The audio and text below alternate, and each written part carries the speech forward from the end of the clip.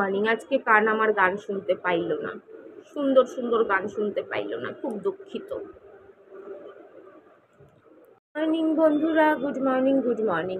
ওয়াইটিতে যা চলছে বাবা রে বাবা, শুধু সবাই সবাইকে ছাগল বানিয়ে যাচ্ছে। ছাগল বানানো, গাধা বানানো, বোকা বানানো, গান্ডু বানানোর খেল চলছে ওয়াইটিতে।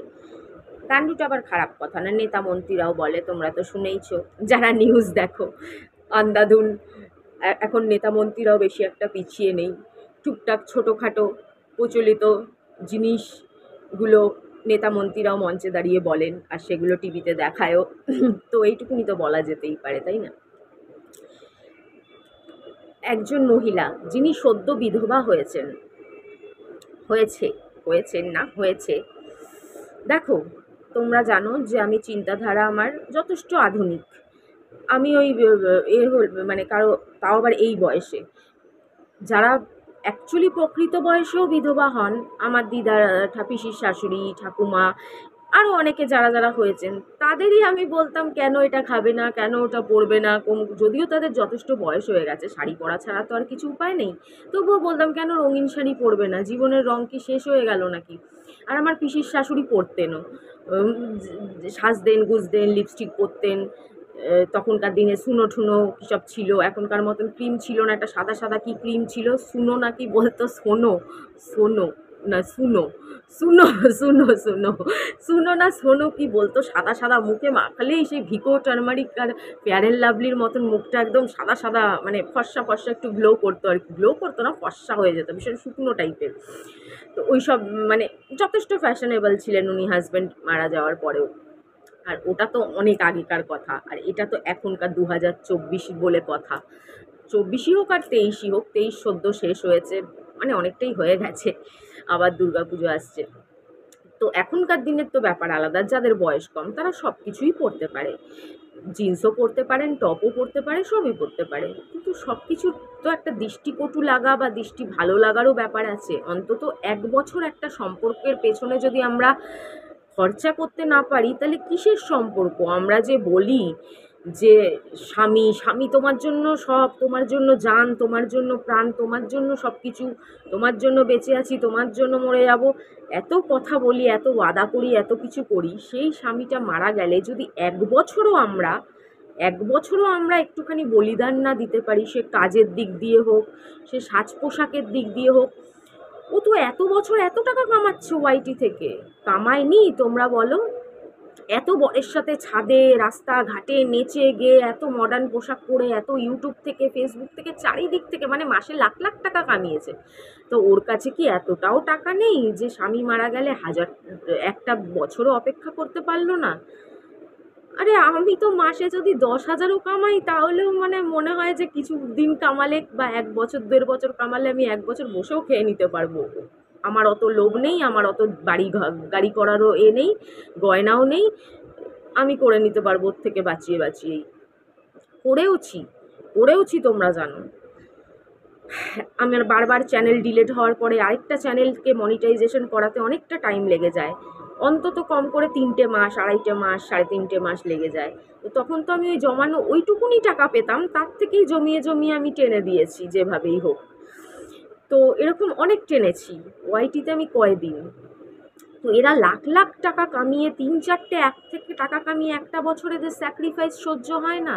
এরা আবার নিজেদের মানুষ বলে, ভালোবাসতাম বলে স্বামীকে, অমুক বলে তমুক বলে। আর সত্যি কথা, জানি না তোমরা বিশ্বাস করবে কি না, দেখো এটা পার্সোনাল ব্যাপার, এটা নিয়ে আমার বলার ছিল না, কিন্তু যারা দেয়ালে মাথা ঠুকছো, তাদেরকে এখনো ভিউ দিচ্ছ, এত এত সম্মান দিচ্ছ, তারা জেনে নাও, হয়তো বুঝতে পারছো না, কিন্তু আমার কিছু পাস্টের কারণে আমি কিছু জিনিস দেখলে বুঝি, কিছু মানুষকে বুঝি, কিছু মানুষের চালচলন দেখলে বুঝে যাই। এই মহিলাটিও মানে স্বামী বেঁচে থাকতেই হোক আর এখনই হোক, কিছু এদিক ওদিক গড়বড় আছে, তোমরা বুঝে নাও। বাকিটা অতটা তো খোলাখুলি বোঝা যায় না। সে এখান থেকেও টাকা ছাপতো, ফেসবুক থেকেও টাকা ছাপতো, ইনস্টাগ্রাম থেকেও টাকা ছাপতো, আবার তলে তলে যে টাকা ছাপার ব্যাপার থাকে সেখান থেকেও টাকা ছাপতো। তার নানান রকম কর্মকাণ্ড আছে। এখন দেখো কি সুন্দর, বরটা মারা গেল, 1 বছর হতে পারলো না, আবার পুরুষের সাথে অ্যালবাম করছে, গান করছে, নাচছে কুদছে, আবার বলছে আমার আচ্ছা পয়সা কামানোর জন্য চলো গান নাচ করতে হচ্ছে, এটা করতে হচ্ছে, সেটা করতে এত কিছু কামানোর পরেও আমি কোথাও না কোথাও দিয়ে ব্যাপারটা মেনে নিলাম, চলো ঠিক আছে। কিন্তু আমার চোখটা কিরকম লাগছে, এইসব বলে ঠলে ভিডিও করাটাও কি টাকার খুব মজবুরির জন্য, না এগুলো ভিউ কামানোর জন্য, না ছ্যাবলামো না নোংরামি চলছে এগুলো? মানে সবই চলছে, দেখে বোঝা যাচ্ছে। হোটেলে রাত কাটানো চলছে, সবই চলছে। কে দেখতে গেছে বলো? চোর কি কোনোদিন বলে সবাই তো আমার মতন রাম ছাগল গান্ডু পাঠা নয়, যে নিজের ঢাক নিজেই পেটাবে, নিজের ভালো ঢাকটাও পেটাবে, আবার নিজের খারাপ ঢাকটাও পেটাবে। যেটা লুকিয়ে রাখার সেটাও বলে দেবে, যেটা বলার সেটা তো বলবেই, যেটা লুকিয়ে রাখার, চেপে রাখার, সমাজের কাছ থেকে পর্দা দিয়ে রাখার সেটাও বলে দেবে। এই পৃথিবীতে, সারা পৃথিবীতে ওরকম গান্ডুই একটা মাত্র আছে, সেটা হলো মৌমিতা বসা, আর কেউ নেই। তো তোমরা ভস্যে না ঘি ঢালছো, কিংবা ছাইয়ে ঘি ঢালছো, এত করুণা দেখাচ্ছ, এত সিম্পাথি দেখাচ্ছ, অ্যাকচুয়ালি ভুল মানুষকে দেখিয়ে ফেলছো, ভুল মানুষকে দেখিয়ে ফেলছো। আর একটু ভালো করে স্টাডি করো। আমি বলছি না ওকে করুণা না করে আমায় করো বা এ করো, অন্য অনেক আছে, অনেক আছে যাদের কোনো চাল চুলা নেই। আমি হয়তো তারা ভিক্ষা করতে বেরোলেও কেউ ভিক্ষা দেবে না, তাদেরকে সাপোর্ট করো বা অন্য কিছু করো, কিন্তু ভালো লাগে যে তলায় তলায় যার অনেক কিছু আছে, তোমরা সেগুলো বুঝতেও পারছো না, সেরম একটা মানুষ যে তাকে করুণা করতে, তার প্রতি সিম্পাথি দেখাতে। আরে তোমরা এসব বলো না, এগিয়ে যাও, ভালো থাকো, ভালো করে বাঁচার চেষ্টা করো, সব ভুলে যাও, সাজোগোজো তোমাদের বলতে হবে না, তোমরা এইসব বলো না, দেখো তাও সাজবে, এমন সাজা সাজবে, এমন সাজা সাজবে যে তোমরাই নিতে পারবে না আর কদিন পরে, তখন তোমাদেরই বলতে হবে আমার মতন, মানে মুখ থেকে বেরিয়ে যাবে আর কি।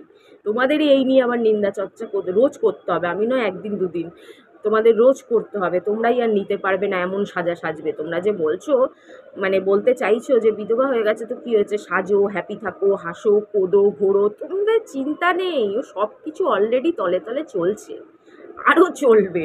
তোমরা বললেও চলবে, তোমরা না বললেও চলবে, তোমরা শুধু দেখতে থাকো, ওয়েট অ্যান্ড ওয়াচ।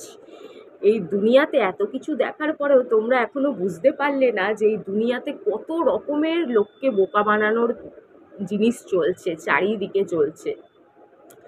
এখনো মানুষ দেখে তোমরা চট করে চিনতে পারো না। আমিও প্রথম দিকে চিনতে পারিনি, বিশ্বাস করো, আমিও চিনতে পারিনি। আমিও আগে তো প্রচুর দেখতাম, আমার ওই 43,000 চ্যানেলটা যেটা ছিল সাবস্ক্রাইবারের, ওটাতেও দেখেছি, 9,000-এর যে সাবস্ক্রাইবারের চ্যানেলটা ছিল ওটাতেও দেখেছি, ইনস্টাগ্রামেও দেখেছি, আমার মনে হয় টিকটকেও দেখেছি, একটু একটু মনে পড়ছে, হালকা হালকা ফেসবুকেও দেখেছি, দেখেছি। তখন বুঝতে পারতাম না, তখন একটা জিনিস বুঝতে পারতাম, একটা জিনিস বুঝতে পারতাম, সেটা আর খোলসা করছি না, তল এদিকে ওদিকে একটু একটু আছে কিছু না কিছু চক্কর, বুঝতে পারতাম, কিন্তু তা দিয়ে আমার কিছু যায় আসে না, জাস্ট ভালো লাগতো, দেখতাম, কখনো কখনো কমেন্টও করতাম। কিন্তু এই দুই একদিন আগেও আমি দেখেছি, তখনও ভালো কমেন্ট করে, তারপরে হঠাৎ করে ওই চোখ দেখো, মুখ দেখো, মুখ দেখো, আবভাব। আরে ভাই, যাকে বাধ্য হয়ে করতে হয় না, তার মুখের এক্সপ্রেশন, এখন সবাই বলছে এখন 2-4 দিন মুখের এক্সপ্রেশন একটু নাটক ফাটক আবার হবে, আবার একটু কান্নাকাটি হতেই পারে, অনেক কিছু হতেই পারে, কিন্তু আসল বস্তুটাকে, আসল জিনিসটাকে ভালো করে চেনার চেষ্টা করো, ভালো করে স্টাডি করো, দেখবে আরও অনেক কিছু বুঝতে পারবে। তোমরা জানি অনেক চালাক চতুর মানুষ, আরও অনেক অনেক কিছু জানতে পারবে। চলো, ভালো থেকো, সুস্থ থেকো, লাভ ইউ অল। আমি আর কি একদিন বলবো, যে বুঝলো বুঝলো, না বুঝলো না বুঝলো। চলো, আজকে গান শুনতে পাইলাম না তো।